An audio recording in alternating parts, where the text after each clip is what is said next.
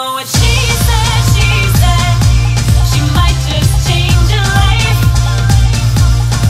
I really, what you said resonated with me because my husband and I have discussed this mentorship being a sexy word now. He said, you never heard of mentoring like 20 years ago. This wasn't something I grew up with. I mean, what do you see as the difference between a mentor, a champion, perhaps, in the workplace? I mean, there are different categories. How do you break them down? Sure.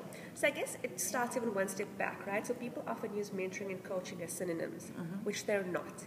Sure, they play under the same bigger umbrella of leadership development, but they are a very different offering. So, very high level, coaching is a short-term engagement, which is task-based, performance-based, results-based.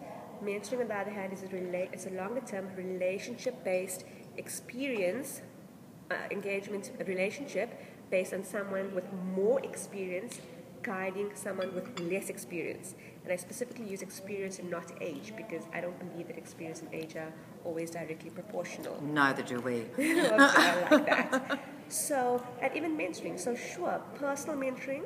So again, the fact that, let's for example say, if you have more experience than I do, you can guide me based on what you went through. If you and I are in the same industry. I mentor people in the field, and that's exactly it. I'm 20 years down the road, so I can give them, although I don't even know. The world is changing so quickly, I don't even know how much advice. But that's just it, so it could be in an industry, but let's even expand it beyond that. So something like technology.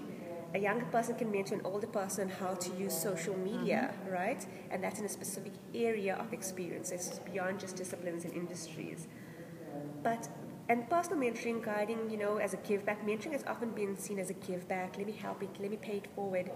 But let's put that aside. As more corporates, more organizations start saying, we're going to have a mentoring program, that's when it needs to become more deliberate.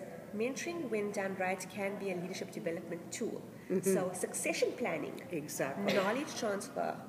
How do you get your middle managers to senior managers using mentorship as a tool?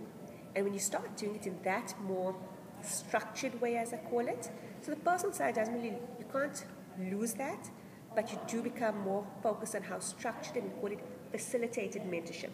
So within corporates, the relationship is then more guided in a very, I use the word deliberate quite often.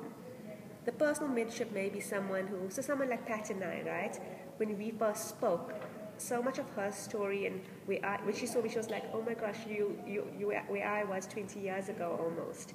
So she, in a very personal way, mentors me in that stream, if you want to call it.